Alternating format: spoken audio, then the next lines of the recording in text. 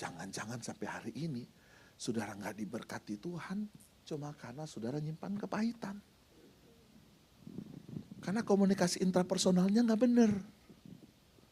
Halo? Halo? Saudara nggak bisa ungkapin ke suami saudara. Tapi saudara bendam sakit hati. Apalagi nih saudara, kalau saudara pernah disakitin 10, 15 tahun lalu, 5 tahun lalu oleh suami atau oleh istri, itu akan tersimpan di memori alam bawah sadar kita. Dan kalau itu nggak diselesaikan, itu seperti bom waktu yang sekejap akan meledak dan akan menghancurkan hubungan-hubungan itu. Ayo baharui itu. Kalau saudara nggak baharui, percuma saudara menyembah Tuhan. Percuma saudara, kita nggak bisa bertopeng dengan Tuhan kalau komunikasi kita nggak benar. Baharui komunikasi kita. Ya, amin. Haleluya, haleluya. Saudara percuma memuji Tuhan, menyembah Tuhan kalau komunikasinya nggak benar. Jadi sebelum api Tuhan turun, Elia bilang, ayo mendekatlah padaku. Dia ubah pola komunikasinya. Kenapa? Demi api Tuhan turun. Kita harus belajar merendahkan hati kita. Jemaat Tuhan, saya nggak tahu saudara datang dengan problema apa. Pergumulan apa. Mungkin hal yang penting yang harus saudara ubah hari ini adalah cara saudara berkomunikasi. Amin. Ya, di keluarga, di rumah tangga. Kami pendeta-pendeta juga. Saya banyak ada di grup pendeta. Dan saya lihat telah bergeser pola komunikasi. Ya, hamba-hamba Tuhan. Kadang-kadang ada yang keluar bukan lagi bahasa berkat. Udah bahasa kutuk. Waduh, ada maki. Waduh, ngeri. Ini hari-hari ini adalah hari-hari di mana Tuhan lagi menampi. Bukan hanya umat Tuhan, tapi hamba-hamba Tuhan. Saya mesti bilang ini. Karena saya korban pada waktu lalu. Saya harus mulai ulang yang baru. Saya tuh kalau marah dulu, waduh. Sebelum saya tutup, ada satu kesaksian saya. Suatu ketika saya bawa beberapa teman, beberapa keluarga dari Manado untuk lihat-lihat Jakarta. Jalan dengan mobil, saya tunjuk ini.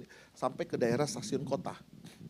Stasiun kota, sudah Bapak Ibu sudah tahu kan, stasiun kota. Di situ macetnya luar biasa. Aduh, stasiun kota tuh kalau macet, aduh luar biasa, melebihi Atlanta lah.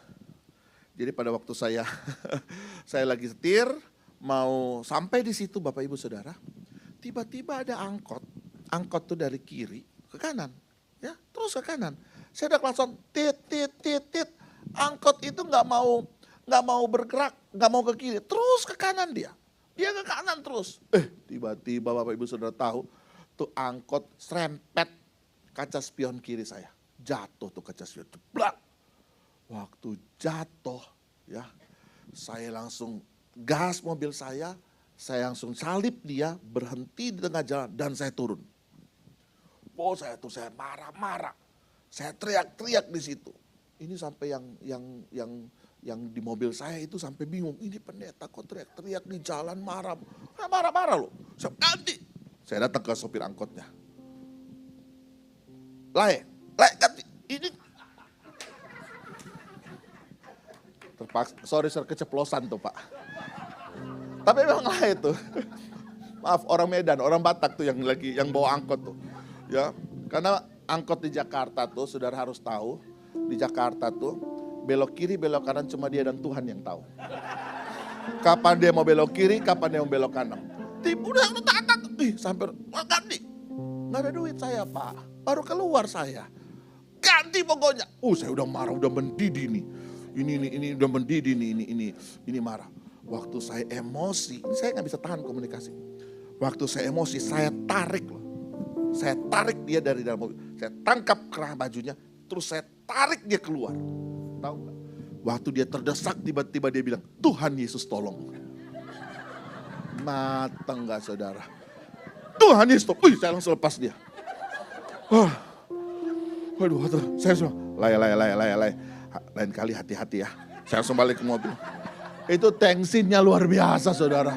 Malunya aduh luar biasa. Saudara boleh bayangkan. Kalau waktu itu tiba-tiba saya khotbah ada si Lai duduk di depan. Ya, danlah itu yang mimpin pujian kayak mimpin pujian tadi. Saya mau ngomong apa coba? Saya mau ngomong apa hari ini? Ini harus dibaharui. Kita nggak bisa bertopeng lagi hari-hari ini. Ayo baharui. Sederhana mungkin komunikasi itu sederhana.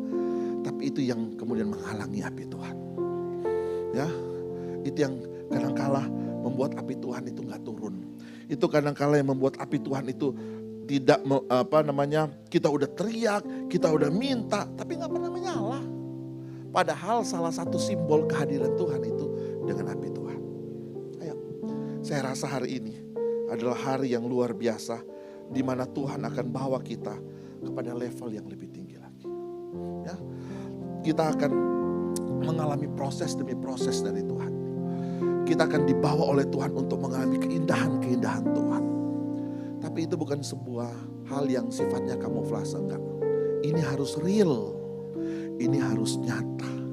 Ini bukan sebuah obsesi sesaat, bukan. Ini bukan hanya sebuah fenomena-fenomena psikologis, bukan.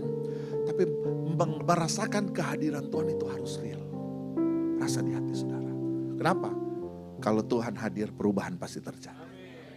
Kalau Tuhan hadir, mujizat pasti terjadi. Kalau Tuhan hadir, pertumbuhan pasti terjadi.